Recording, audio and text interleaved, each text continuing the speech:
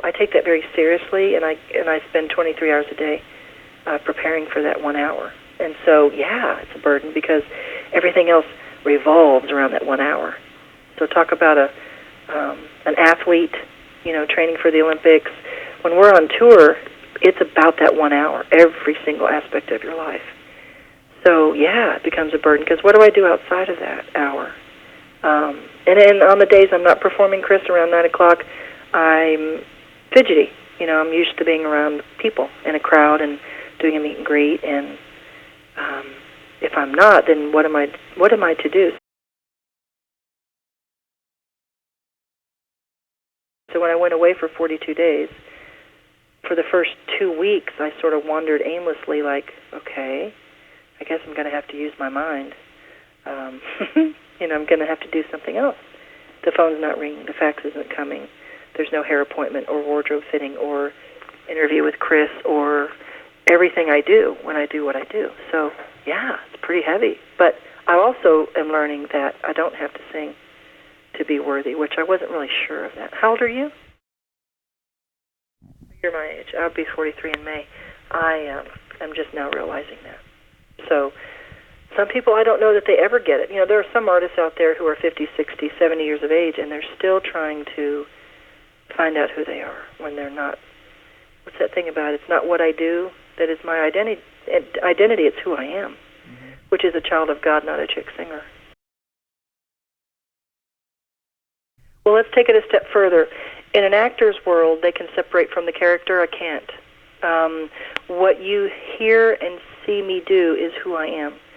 So it is a very intimate thing. For me, singing is breathing. And so speaking and connecting with people is very sacred to me because it's music. I mean, music is such an intimate... we do it in death and in life. People play my songs at their funerals, their weddings, and I had a woman at my book signing last year say, she listened to me while she took chemo. This is a very serious, this is the backdrop of everyday life. My Christmas CD, and I actually thought of this while in the studio, this played in the background while the dysfunction of all families takes place. Oh my gosh. Hopefully it'll be part of the celebratory, parts. But I always think about that. Our music is being played in real life. It's real words for real people having a real life. So public or not, I do this at home and in public. So to me, like prayer, it doesn't matter where I do it. It is a very intimate act. And the fact that someone's listening, whether it's my children or fans or strangers, it doesn't matter. That big time. As a matter of fact, I'm working on going back to that time, and that's why this album is so incredibly sacred to me, because I feel like I went back to the well, as they say. Yes, I do remember that there are some things that were better and there's some things that were worse, so it's a trade-off. Yeah, I remember very much so. I was so naive and didn't have a clue. When they did my 20 greatest moments, I was talking in the interview, and I said something about da-da-da royalty, and I went, now wait a minute, that's not true. I didn't even know what a royalty was. Yeah, there was a time when there was no music business. It was just music and creativity. There was no such thing as business. I had no concept of a lawyer. I didn't know what what do they call those, regional. I didn't know what that meant. I didn't know anything. So, and the flip side of that now is I know sometimes too much. I know the underbelly of the beast, as they say, of what takes place in the music business. Like, oh, yeah, 9 out of the 11 awards won at the award show were by one label. You know what I mean? Right. So I know too much, and it's like the doctor who's been in surgery for 20 years. You can get desensitized because you do know so much. But the challenge is to never forget, and that's where the grace comes in, of being with Brent and Dawn. They were with me when I was 16. When I'm with them, I forget, my spiritual age is around 6 or 7, so I kind of go back to about 14 and 15 when I'm with them. And that's why the music is so important, because it helps balance out all the sadness that I feel because of not fitting into the format or country isn't really interested in your product this time of year. And it's like, what? What do you mean? I thought you sang and they sold the records and it worked somehow. Mm-hmm. I didn't realize that you have to put out your album 1 or 2 times a year or else it doesn't sell as well. I don't know about all that. I don't want to know that. I want to believe still in Santa Claus here, you know. So it's been a real challenge for me to be better, not bitter, for my journey. It's been really painful. I remember talking to Dan Huff last year, 2 years ago. We put out a song that was just so a part of me and my heart and soul, and I don't even know what number it didn't make it to, but I just remember thinking, there you stand at the crossroads, you know, between the left and the right brain. You know, there's the business and then there's the heart stuff, and so the head stuff and the heart stuff collide, and it's really tough. So this Christmas record, when I made it, it was like, you know what? I don't care about any of that. I don't have to worry whether a country radio is going to play it or not, or a critic saying, well, that sucked, or, gosh, how many stars do I get? Can I go on living today? What do you think?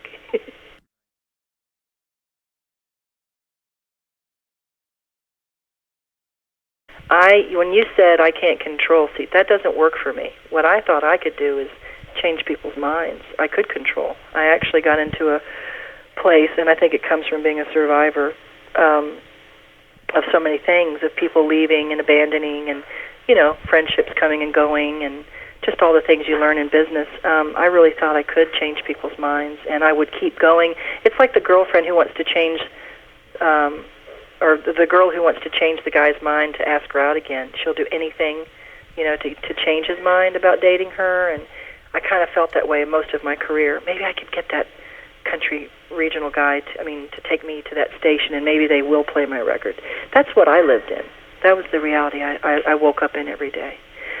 If I got a bad review, I would handwrite the guy a note and just say, hey, I'd like to talk to you about this and understand more. Because I was curious, by the way, why they didn't like me, and if they didn't, maybe they didn't know me well enough, and maybe they needed to. Great. This is a great game. I love this. And so when I went down to Texas for my 42 days, I learned a lot about letting all that go and surrendering it, which is the Serenity Prayer. And I said it probably on average a dozen times a day, and I finally started to get it, to accept the things I cannot change. Give me the wisdom, you know, to change the things I can. Or what is it, the courage or the difference? Wait, God grant me the serenity to accept the things I cannot change, which is you. The courage to change the things I can, which is me. And the wisdom to know the difference, which is hard. And so I had to let go of the music business and go back to why it is I got in this business in the first place, which isn't business, it's to sing. And that's why this album represents that. And it's a real sweet time. As a matter of fact, my voice sounds even different because my heart was really different. I've had a tendency in the past to use the growl as protection.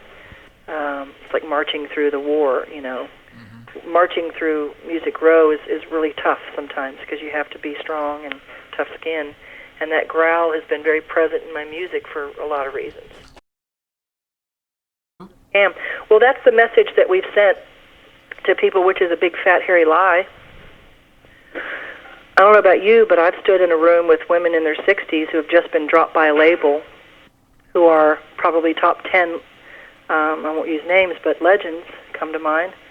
And we're just as wounded as we've ever been. Maybe we put off that vibe because we don't want people to... That's why I went on Oprah, because I think there was such a vibe or a sense of Judd women being so strong, they land on their feet. And it was like, wait a minute, you guys don't understand. Maybe that's the message we've sent, which, yes, I did send that message. I can do it by myself. I can make it. And meanwhile, I'm in stage 3 of depression. I think that's the problem, is now I'm known more in my weaknesses than I am in my strengths, which is a lot easier for me because, you know, sometimes, I don't know about you, don't you ever walk away from somebody going, oh, they are so full of crap, they don't, you know, fool me. Because they put on the mask and they wear it and they think that they can fool people. It's not, and for me it wasn't about living a lie, Chris, it was more about really wanting to live up to expectations and not ever really feeling, this is the hardest part, I didn't feel worthy of my success. Because I had survivor's guilt, which is, you know, I had battlefield promotion. Does that make sense? Yes, it does. When my mom had to quit, I felt really strange about being able to go on. And so I think there was part of me that thinks, like, why do I get to have such fun? And she doesn't. She worked harder for it. All of that to say, I put a lot of that stuff aside, and now I can enjoy myself because I've figured out how to. See, no one in the music business ever says, here's how to take care of yourself, or here's how to live a long, luxurious life. I mean, hello, Keith Urban just went to rehab. What I mean by that is, he is so dear, and he was on the right path, and then he got really successful.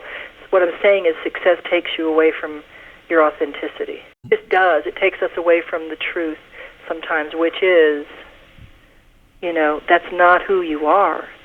We're playing a role sometimes, and I live on a farm, and the closest I get to being real is walking out on the back porch and sitting down and just, looking up at the sky and realizing, I'm a child of God, and that's about as real as it gets. And anything past that is not real.